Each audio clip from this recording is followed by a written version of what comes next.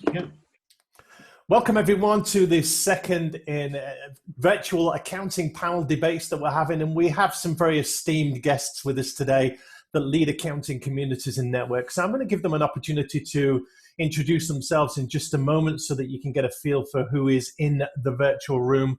But we are in unusual times with COVID-19, the lockdown, the quarantine. It is changing the business landscape as we know it.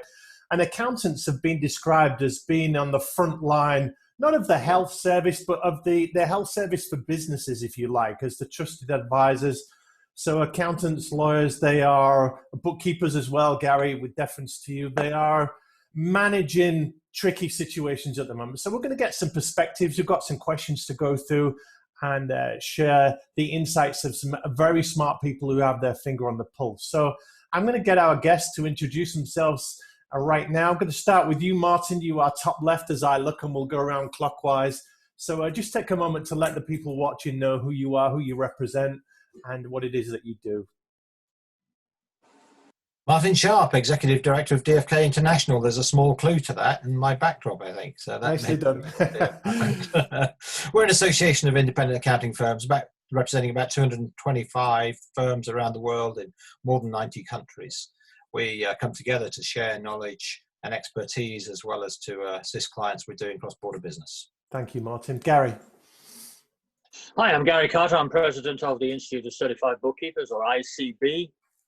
My wife June and I formed the ICB 24 years ago because we were business people, and although we could always get good accounting advice, what we needed was the day-to-day help actually running the books.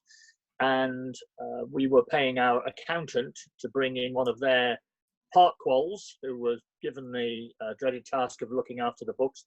It was costing us a fortune. It wasn't what they wanted to do with their life, but we found that it was very difficult to find qualified bookkeepers who believed in themselves and believed in my company at the time. So we thought, if we haven't got one, let's invent one. So we invented the Institute of Certified Bookkeepers, and we now bring people up into membership.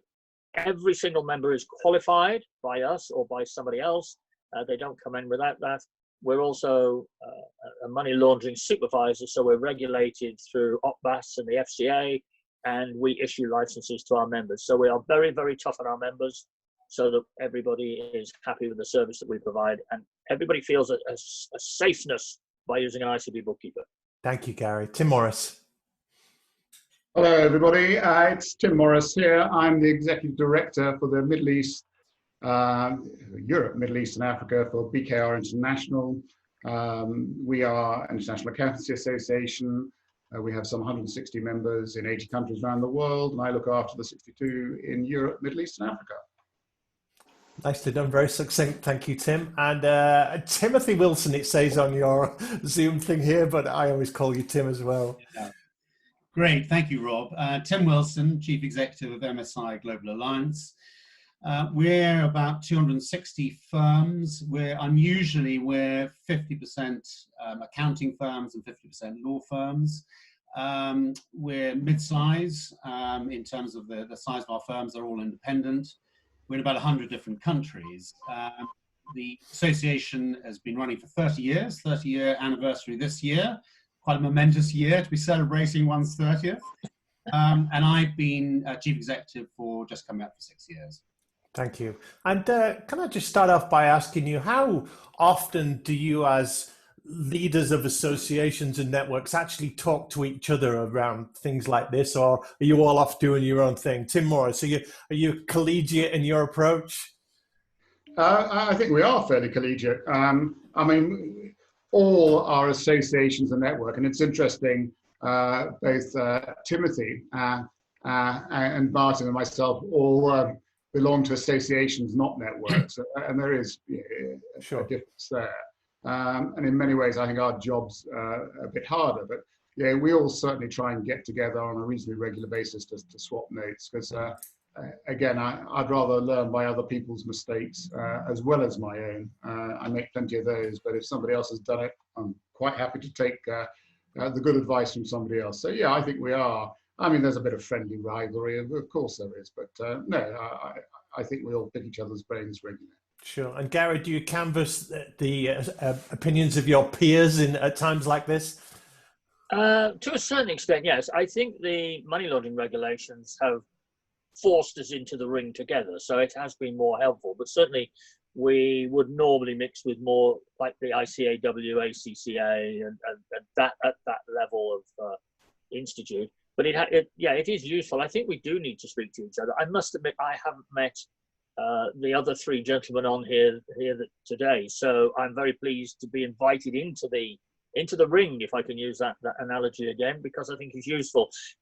We are, I think, dealing in completely different worlds, one would presume, and I may have my thoughts realigned during this webinar, but I think we do need to talk to each other, because I don't think that we are trying to be anything by the sound of it that any of these other three gentlemen are, and indeed yourself, Rob. I mean, you're trying to get across the whole profession, and I do see that we are part of the profession, because we have to be there.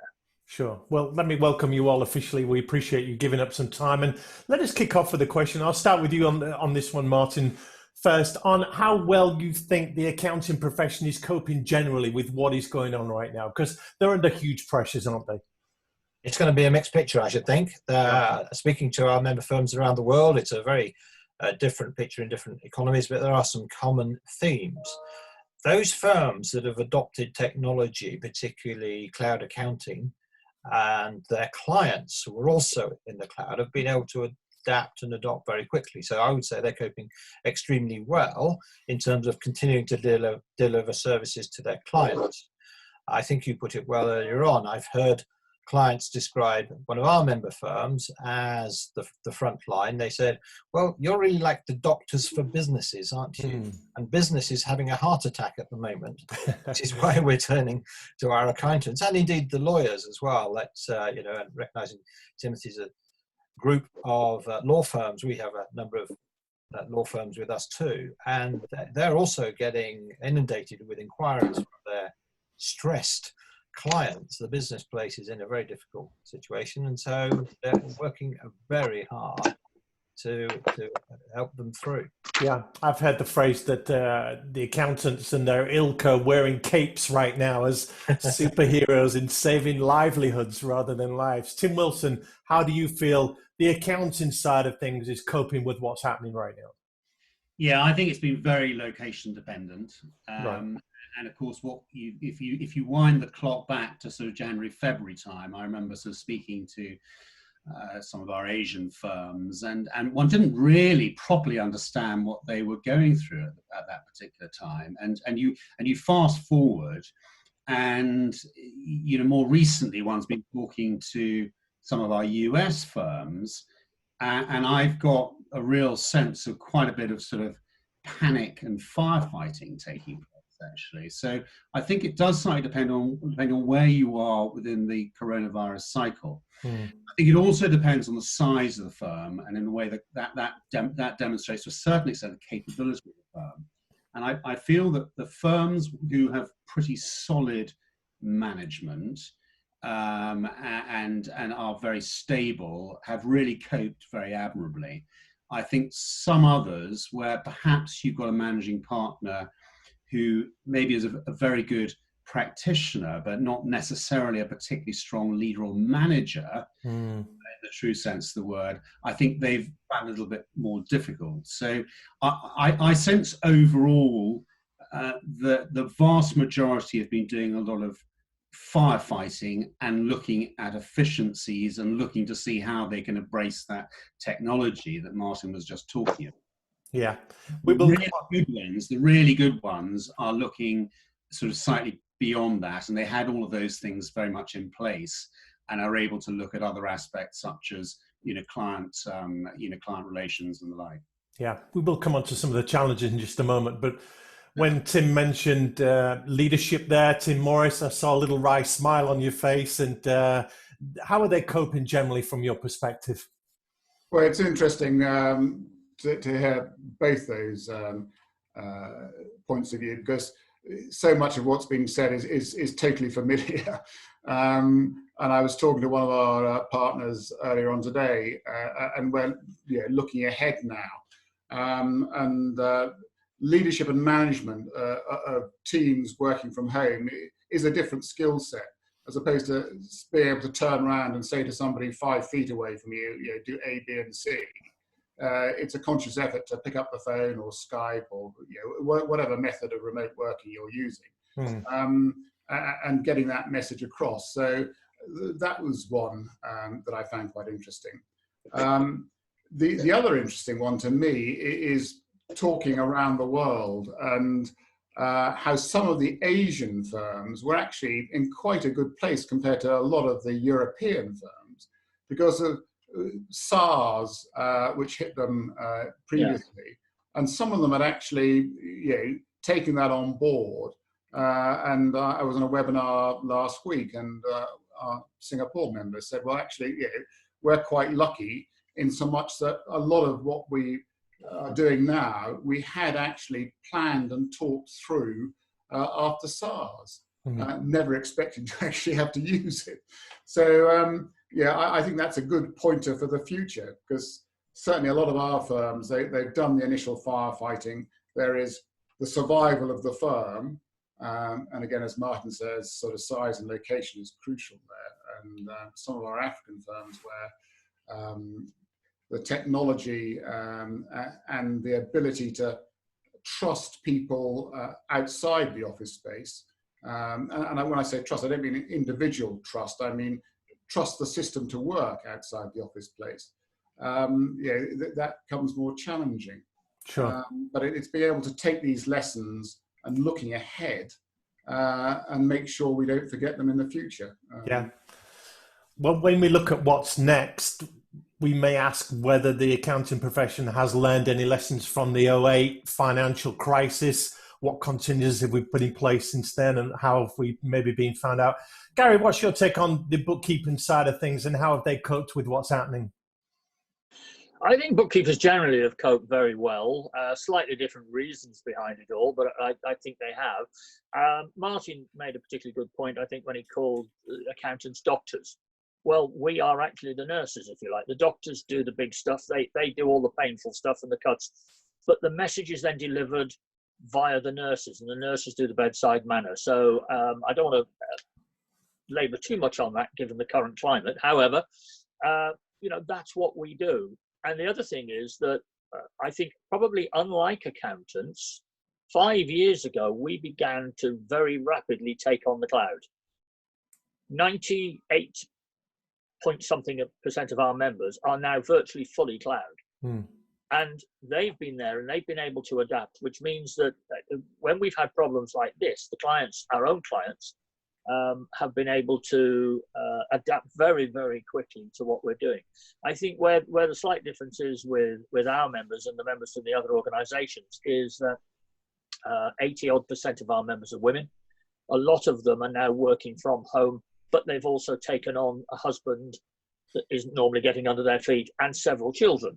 So it has its own inherent problem with their new enforced lifestyle. So that has been different. But certainly our ability to hit the ground running because of the adoption of the cloud so long ago, and we're now pretty well advanced in that, I think that's been good for the bookkeeper, but also good for the accountants that we deal with, because we've been able to maintain that link between clients and accounting firms.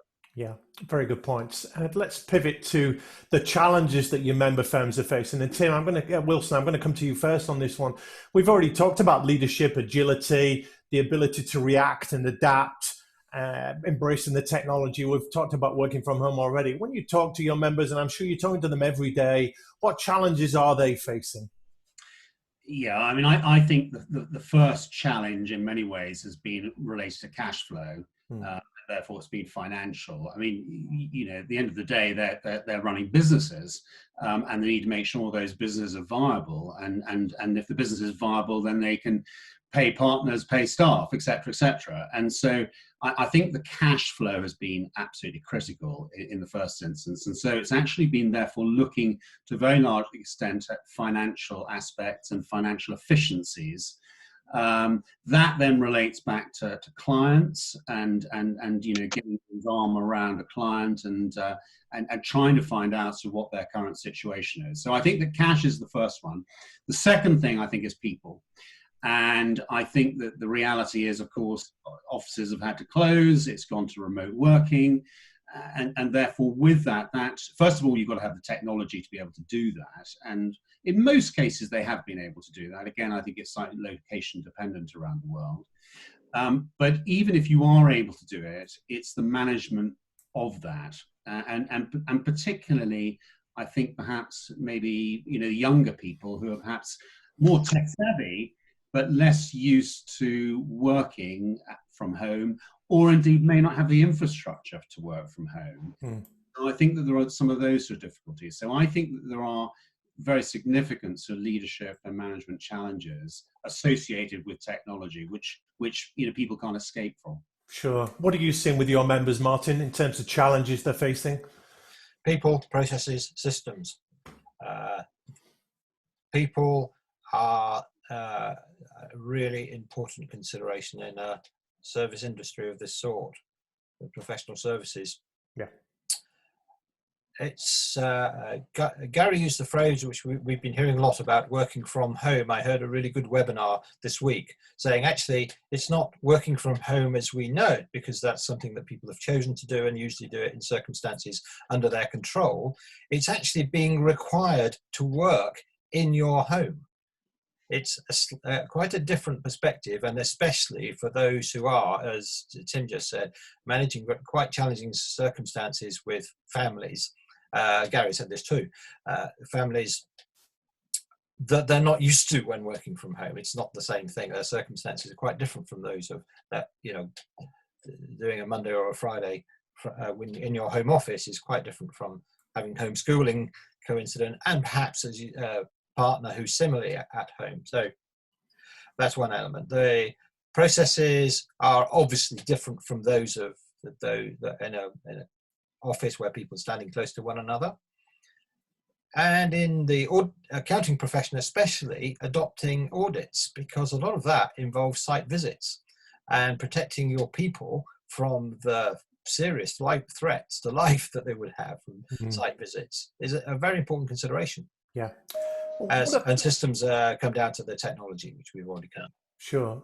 Garry, what challenges are the bookkeeping fraternity facing right now? You've mentioned a little bit about working from home. Yeah, I think like everybody else, cash flow, their own, first of all.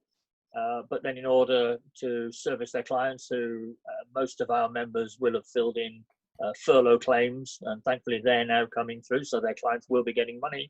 But one of the biggest problems that they gave us was that a lot of clients are saying, well, can you do this for me? I need this to keep afloat, but I can't pay you until we come out of this. And that's not easy. And so therefore it has been difficult. I mean, if it's not preempting something you're going to come to later, I think the challenges of working from home are really quite difficult for some people. On the other hand, I think one of our big challenges as managers and business owners is getting them back to work afterwards.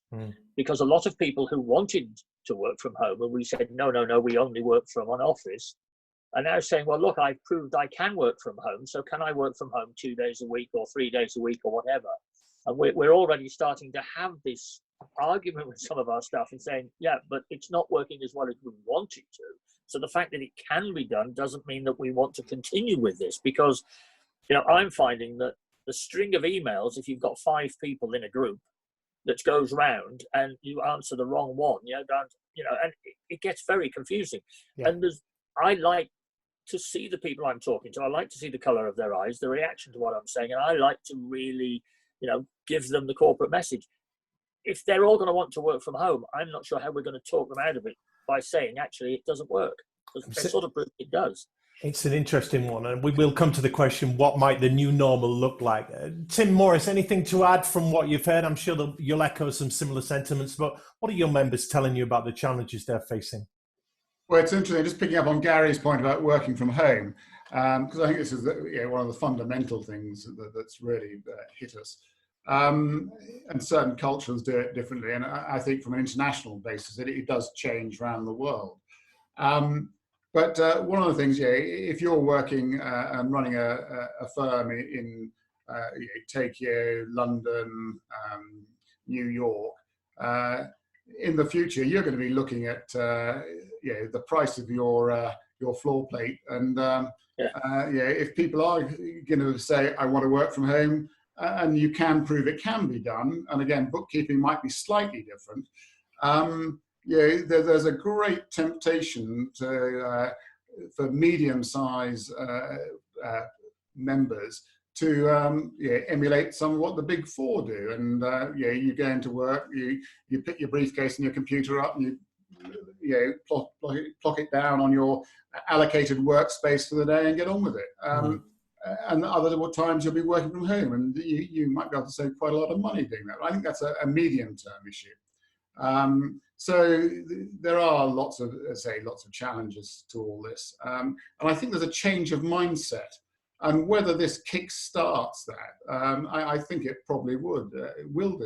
Very interesting. I don't know if you saw the piece by Michael Izzer from the ICAEW about looking ahead and the legacy of all this in the future, and that raised some very interesting questions.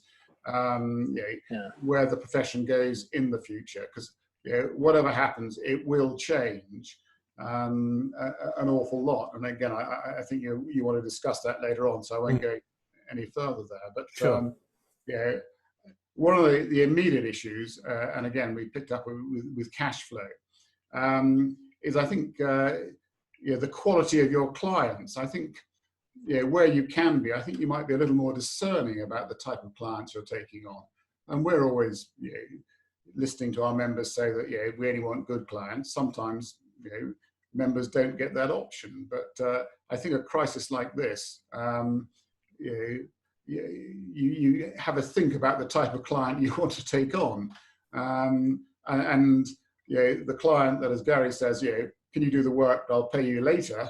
You've really got to know quite well before you accept that challenge. Sure. So I think there's going to be a lot of, as we say, sort of navel gazing in this whole process. Now, sort of the survival phase is there, and most of the measures to assist firms around the world seem to be kicking in, and there is light at the end of the tunnel, inverted commas. I think the future is going to be very interesting. Wasn't it Warren Buffett, the famous investor, that said it's only when the tide goes out that you can see who's been skinny dipping and who's not been wearing a bathing suit? So there will be some firms that are going to be exposed. And it leads me on to my next question. How well do you feel accounting firms have been led through all of this? We know that we've seen good examples of leadership. Some firms have shut down and hunkered down and maybe got that wrong. But this is a time for strong leadership. Garry, let me bounce back to you on this one. Leadership in a crisis. What have you seen? Well, I think, as has already been alluded to, I think we've seen both ends of the scale. We've seen people who buttoned down immediately and said, that's it, I'm never going into the profession ever again. And we've got some people, whether through necessity or pure leadership, have said, no, this is actually going to define us rather than kill us off. And we are finding that our members in general are coming to the fore and saying, great, guys, come on, we can get you through this. We'll work together. And they're almost thinking about themselves as the second part of this, not worrying about themselves first. But we have seen one or two quite prominent members who are, they spend a lot of their time in the social media. They spend a lot of the time talking to people, being interviewed and telling everybody how to earn more money and do things better, et cetera, become trusted advisors and all that. They seem to be the people who struggled, because I think they've lost the principle of bookkeeping, which is you have regular contact with your clients, and it's a very personal relationship. And the one thing that I've sort of noticed a little bit, and it is in very small number, but some of the accounting firms that our members are working with have sort of lost the plot a little bit, because they don't normally have that personal relationship. So they are panicking. And one of the jobs some of our members have had to do is put them right and say, no, it's all right, don't worry. We're still here. We'll do what we do. Don't worry. We'll send you the information. We'll send you the figures. Just sit back and wait for it, and it'll carry on. So it's something we're seeing it's not in small number, but it's not everybody, and it's not anything that I think the accounting profession should in any way worry about yet. Sure. Tim Morris, how has COVID-19 changed the way accounting firms have been led from what you're seeing? Well, I think it's too early to say how the leadership will change. I think, as I said earlier, leadership will change as management of a remote workforce to a greater or lesser degree kicks in. Again, I think the personal relationship that Garry mentions there is still going to be very important in the future. And from an association perspective, because obviously what we really provide is a networking ability for our members, and that certainly is done best face to face. So whilst the way we do a lot of our perhaps daily business will change from an association perspective, I still think there's a requirement to have that face to face. We just perhaps will do it slightly differently. Yeah. And one of the concerns I have is bringing on the slightly more junior partners in associations and networks, and how we get them to meet each other and network properly and build up that relationship. But at the end of the day, there are still lots of things that we can do better with some of the technology we're experiencing at the moment. And yeah, I've done more remote meetings over Zoom and things like that in the last 3 weeks than I have in certainly the last 3 years. Sure. Technology has moved on beyond the webinar to meetings like this. But so leadership, to get people through that, is going to change. It's got to. And the good leaders are the ones that will adapt. The older leaders, some will adapt and some won't. It's with any disruption, it's always the case. Martin, will we see some casualties in leadership? Have you been impressed by what you've seen from firms?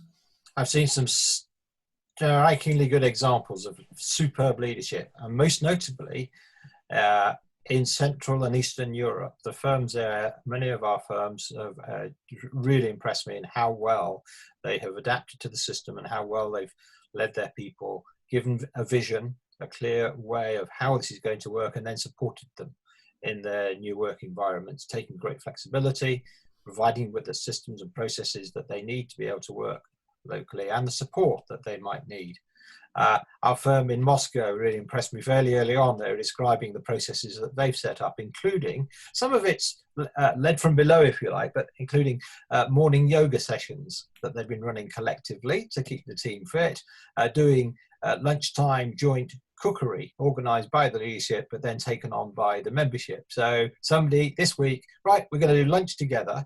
A lot of single people living in apartments scattered across Moscow, right? Let's all cook whatever it is. These are the ingredients you need, and then somebody leads you through that. I think that kind of thing, which goes beyond just, right, here are your tasks for the week, let me know how you get on, but actually gets really into the people is inspirational. Yeah, that's very good. Tim Wilson, any examples of good leadership in your member firms that you've seen? Yeah, it was, I mean, I think you can divide the management aspect and leadership. And I think that on the management side, and I can think of one particular example where this is a firm which clearly had very good systems in place, and Martin spoke about systems earlier on. And so with the good systems, they were able to swallow this crisis, very, very easily and respond in a very, very flexible way. So that was the management side. But I thought what was most important on the leadership side was that this particular managing partner had a real sort of vision for the future, and he was taking the long-term gain. And so we spoke earlier on about sort of efficiencies, cost-cutting measures. This particular firm, which is a Western European firm, has not made anyone redundant, has not furloughed anyone. They are continuing with their existing marketing and business development budget. They're engaging with their clients. So apart from the fact that they may be working remotely, they're carrying on entirely as normal. And the reason I think that's a really good example of leadership is that it gives massive reassurance to the team who work with you. And I think that in turn sort of gets paid back. And I think that the fact that there's an element of stability there gives reassurance to the clients. And because they're able to engage in client relations and things like marketing, they will be able to weather the storm, but also come out of it in an extremely strong position. Very good. Martin, I'm going to come to you first on this one. What has this crisis taught us about the way accounting firms are or should be putting their clients first? I think it shows the difference between the firms quite starkly. It brings out different approaches. So those that do that are fully engaged and are close to their clients, will stand out. Those that make a difference and are providing that value that's needed. I think of our firm in Israel, for example. I heard that they made a decision early on. They knew that some of their smaller clients, those who have businesses which were just not generating income, they just decided, we're not going to bill them. We're going to do what they need, and we're not going to bill them this year or this month or these next few months. And that's how it is.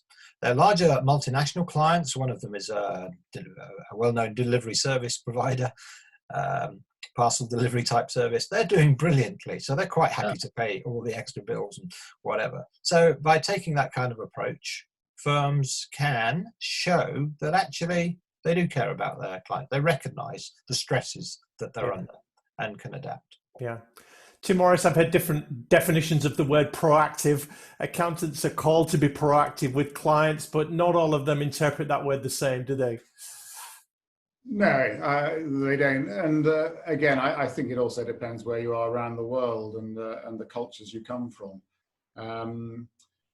It's very interesting.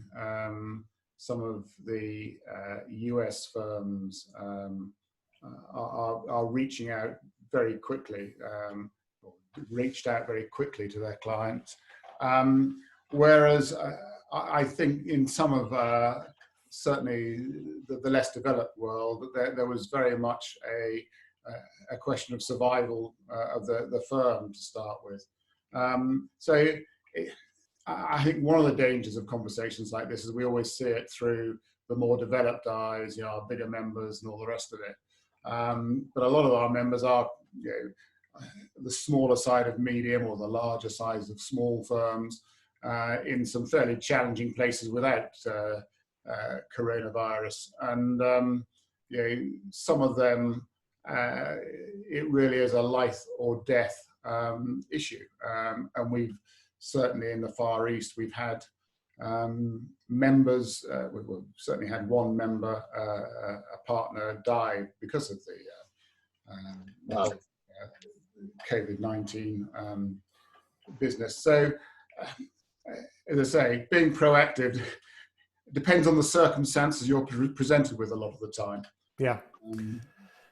Tim Wilson, we've talked about the different countries reacting in different ways, but is there a case to be made that perhaps the smaller firms are a little bit more agile and speedy in terms of responding well to clients? What have you seen around putting clients first with your members?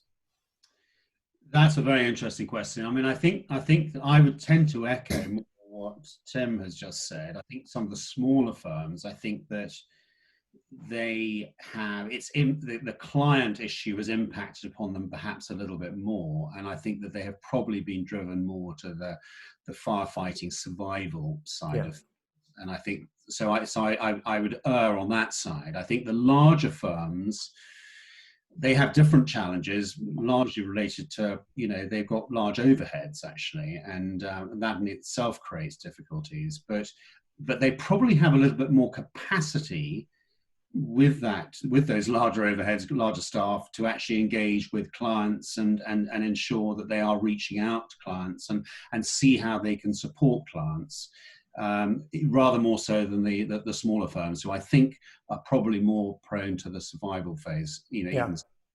Yeah. Garry, your members have traditionally had the closest relationship with clients. Has that been echoed throughout this crisis? Yes, very much so. Good relationships. are in the main remaining as good relationships. As I said earlier, thankfully, touching wood here somewhere, we're losing very few.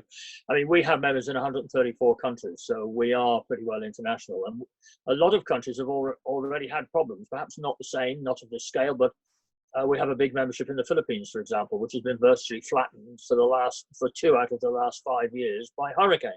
So they've dealt with all sorts of strange things, this happens at different times. I think one of the things that I'd like to think that would come out of this, and I don't know what my colleagues here suggest, is that people perhaps work out what are the differences between accounting firms and find a way of fitting into a firm that best suits them. Because we do find, and I'm looking back in my life running businesses, I tended to go for a big firm because I thought it looked good on the letterhead or on the annual accounts if I got a big firm. But actually, I realized quite early on that if I wasn't important enough to that firm, if they were not as important, if I was not as important to them as I felt they should be to me, I was in the wrong place. So I saved a lot of money, and I then linked into smaller firms, perhaps regional firms, who gave me a better service. But it's a very difficult one for a business to work that out. So, it's the perennial problem, I think. But I think we have to be a little bit, it's not just fitting the client, it's fitting the firm as well, I believe. Sure. Let me just put this one to anyone that wants to answer, and you don't have to answer at all, but the accounting profession generally is steeped in heritage. It's not really changed much over the last few hundred years. So I just want to ask you to what degree you feel this crisis has shed any light on the accounting profession's ability to deal with change. Anybody? Well, many have already said that the accounting profession is at a point of inflection. I think that's been a discussion over the last year or two. The coming together of technology, especially the development of AI and the ABC, the AI, Bitcoin, and though this will, I think, hurry that process along, and it will, I think, cause those who are not ready to adapt and change to no longer be in business. That will be, those who can't continue to support their clients. Obviously, their clients will say, "You weren't there at my hour of need." It's going to be tough. Some are going to go. I think it's widely expected that the economic overhang of this will be huge. Not something any of us have seen. And inevitably, with stress in the economy, is the comfortable place that some firms have been able to enjoy for the last 30 or 40 years is not going to be there anymore. Yeah, it's going to be really very difficult and so justifying one's salaries paid or whatever, much more difficult in the coming years. Sure. Any more? Yeah, I'd like to echo what Martin said there, and what I would take slight issue with, because as Martin said, I think the profession has been very good at changing, and certainly the more forward-looking firms, and it's been a constant theme for several years now, especially as technology comes in. More of an evolution than a revolution, though, Tim, possibly. Yeah, no, I mean it certainly has been, but what the changes, especially with technology, have been ramping up quite remarkably, and that's had lots of fallouts, and perhaps one area that has been looked at quite a lot, as Martin mentions, AI, and more of the mundane jobs that accountants used to do are being automated, and business consultancy becoming quite a major feature of quite a few of our firms.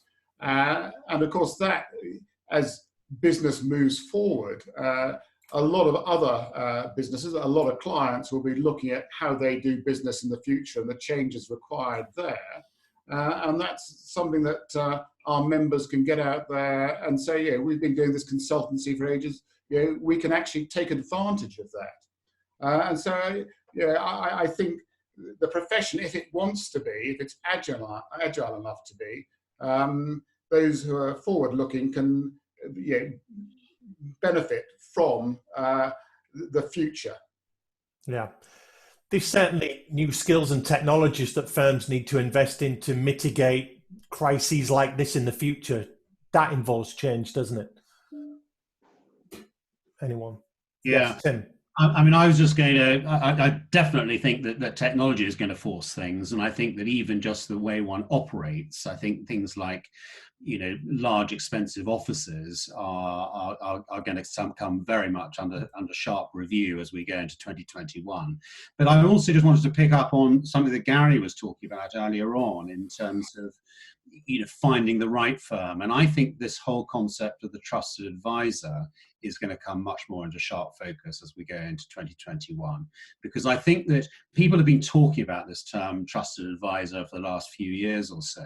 But I think that now with COVID and the relationship of clients and the difficulties that clients are having at the moment, I think this is where the really good firms will demonstrate they are genuinely walking the talk in terms of being trusted advisors, and they're able to hold the hands of clients during this really difficult stage, and then through into 2021 and beyond, as Martin said, it may go for the next few years or so might be issues.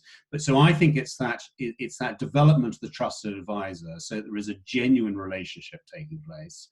And then I think it's the backup of technology, which may be in terms of the efficiency with which you support that client, but it may also be in terms of things like infrastructure with offices and the like. Yeah, and might we see any changes in business models, partnership structures, the way firms have set up? Have they been exposed? Martin, you're smiling at that one.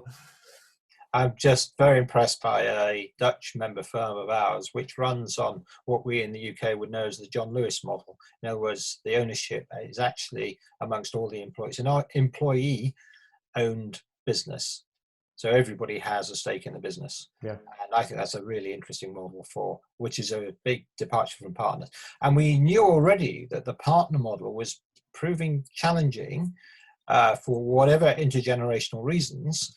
But the ability or desire to buy into an expensive partnership in the next generation was proving very difficult succession issue for firms. And with values being hit in the current circumstances, that could really bring that into question. Sure. Garry, and then I want to ask 2 more questions. Yeah, Rob, I'm sorry, I hope you don't mind, but I want to ask a question, and that is, how do you think it's going to affect the way that associations run? I mean, one of the big challenges that we have as a not-for-profit organisation is that we basically are not owned by, well, each member owns £1's worth of us. But that's a total waste of space when you're going to borrow money to move forward and expand the organisation. And there are moves around the world for not-for-profits to have a profitable marketing arm, which brings in shareholders, which brings in more value, and actually makes you far more intuitive to the market. And do you see that? Does anybody see this changing? Is it likely to affect the way we work? It's a fair question. We have been contemplating for a little while now about what is the sustainability. Some have, the association model has been around, well, in our case, for 60 years, and I know that similar structures were already in existence before that. Certainly, for the time being, we represent, I think, for the firms, an extremely good value for money way of doing business as an alternative to those integrated networks. The networks carry with them quite a large overhead. And actually, I think they may be more risk in a serious economic downturn because of those overheads. The association model of working together with colleagues around the world without a big price attached to it, I think offers a very appealing model. Yeah. We are going to get some shake-up. There will be some casualties, and clients, accounting firms all over are having very rigorous value conversations. What are we doing here? What are we spending money on? What is our vision? Where are we going? And just echoing back a couple of thoughts that you mentioned, my company, the Business Development Academy, we train accountants to win business. And what clients are looking for right now are 2 things from their accountant. They want empathy. I understand you, your pain, your situation, your business, your concerns, and I'm listening. So they want empathy, but they also want authority, going back to trusted advisor. They want a steady hand and someone to lead them through this and guide them in these very turbulent waters to say, these are your options and these are the right things to do here. And I don't know if all accountants and bookkeepers are doing that, but that's certainly what's required. Any final thoughts on that before I go into the last question? Just a comment that I have heard from quite a number of our firms. They're staying up late at night reading the books and manuals and the directions that come out from their governments and institutes in order to pass on that advice to their clients, only to have that information changed on them 24 hours later and having to do another night staying up all night doing the research, because they're expected to have the expertise even though they've had as little notice as the clients have had on some of the details of these proposals. But that's the game they're in. And that's an excellent point, having to make sense of the deluge of information that is coming out from the government and the scientists and everything else. And the accountant and the bookkeeper stands in the gap, don't they, in interpreting that for businesses. What's even more challenging is when you're working across different jurisdictions, and this is the advantage, is you have been involved in an international association, and at least you've got somebody to turn to the other side of the border, which you can't physically cross at the moment, but the goods can still cross in a lot of cases, and you've got somebody to turn to ask that question yourself on behalf of your client. Yeah. Well, gentlemen, this has been terrific. I want to bring things to a close with some final thoughts from you. And as we cast our minds now to what comes next, I'd like you to share your thoughts about what the remainder of 2020 looks like for accountants, the accounting firms, the people in your network. Are we heading for a new normal? Will things be radically different? Will there be a resetting of things, or might it just be a reboot? We turn it off, we turn it back on again, and things go back to exactly how they were. Garry, why don't you start us off on that one with your closing thoughts for what's coming up? I think they're going to be quite exciting times, because I think there will be some new challenges. I haven't quite figured out what the retail sector is going to look like. That seems to be dying on its feet. And also the number of offices. If people are going to be more reluctant to work from offices, what are they going to do with these huge expanses of glass and concrete everywhere? What's going to happen to them? They can't all be turned into flats. But I think the customer profile will change.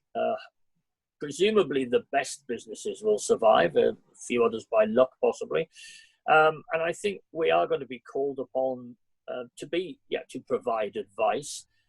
What that advice is, not 100% sure, but I think that there is going to be a huge amount of business out there, because although everybody now is saying the whole world is going to change, we're still going to buy the same products. We're still going to have to make the same products. I think we're going to slip back into the norm in the main quite quickly, as soon as people have got money circulating. And there will be a few subtle changes, but I don't think, to be honest with you, we're probably going to change our spots too much. Tim Wilson, do you agree with that? Yeah, I mean, I would say if one looks over the next sort of 6 to 9 months, my view is the first thing, I think we're going to see a relaxation of the lockdown. And I think a relaxation of the lockdown, wherever you are in the world, is probably going to bring with it some people issues. You know, will people actually want to go back to the office? We've touched on that a little bit already. Well, some people have lost a 2-hour commute, Tim, haven't they? So they've got all this time now. So. Yeah. But also, if they come into the office, what are you going to do about social distancing? So there are all those sort of challenges. I think that then you move into maybe the latter part of the year, and economically there is forecast to be a surge. So how well positioned are you for that surge? You know, how are you going to continue to advise your clients appropriately?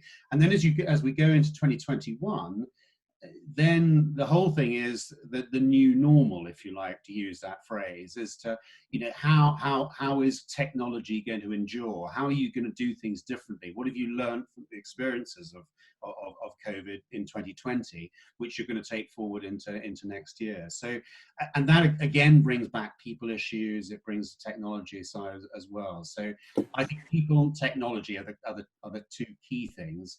But then a sort of common theme is clients. You talk about a surge, Tim. What's clear is we're going to need suntan lotion and an umbrella, because a recession is coming up. There's no doubt about that. But also there are opportunities out there, and we need to be well placed for that. Tim Morris, final thoughts from you on what's coming up for the accounting profession over the next few months? Well, I don't think whatever the norm is going to be, it's not going to return in any great hurry. And a bit like US predictions that lockdown would finish at Easter. I think that it's not going to happen in any great speed, and if it does in certain places, it will possibly have a longer term effect with second spikes and all the rest of it.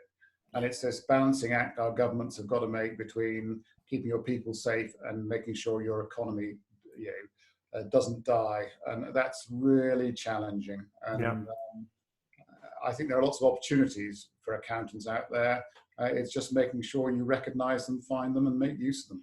And people and technology, and with people, your own people and your clients. I agree with Tim Wilson there totally. Yeah, Martin Sharp, whatever happens, accountants are going to be at the centre of the storm, aren't they, standing in the gap? What do you foresee over the next few months? I think it's very sector specific. I think that's where it's going to matter. If you're in the hospitality, the travel and tourism kind of businesses, then you could be in serious difficulty for quite some time. It seems to me unlikely that people are going to be enthusiastic about returning to crowded spaces. So if you're servicing a business that deals in that arena, major sports events, so we've already heard that there's an expectation that the Tokyo Olympics may not happen next year after all, you can see these things actually being deferred and people being very anxious about returning to that, to mass groupings. Some people will be, of course, but I think that's going to be a very difficult area. But if you're in distribution or if you're in certain sectors of manufacturing, then the prospects are for perhaps a reasonable recovery. I think what it brings into question is a discussion going on in professional services over recent years about being niched. There was a lot of talk about your firm should become niched. Well, if you got in the wrong niche, you could be in really big trouble right now. And I was hearing a lot of presenters that we had at our conferences talking about niches, and I could hear skepticism from some of the firms, and I now get that. Those that are doing broad services are servicing a broad range of sectors, have got greater resilience. If you were looking after solely hospitality businesses in the start of 2020, you're looking at a very thin order book for your book of clients, I think, over the next 7 or 8 months. Yeah. Well, gentlemen, this has been superb. Thank you so much for your contributions today. In a word, are we optimistic and hopeful for the future? Yes. Optimistic, yes. Yes. Yeah, it'll be a different world from the one we know, but there's going to be some massive advantages. I think the climate aspects will come back into focus later this year, and people are now will see that actually this cleaner environment that we're enjoying by flying less is something we should strive for much more quickly than we were previously recognizing. That's a lovely point to finish on. The world is taking a breath, isn't it, Martin? You're absolutely right. Gentlemen, that's been terrific today. We really appreciate your insights. Thanks so much for sharing. We'll put the video out shortly. I'm going to stop the recording so you can all give us a nice goodbye. Cheerio. Bye. Bye-bye.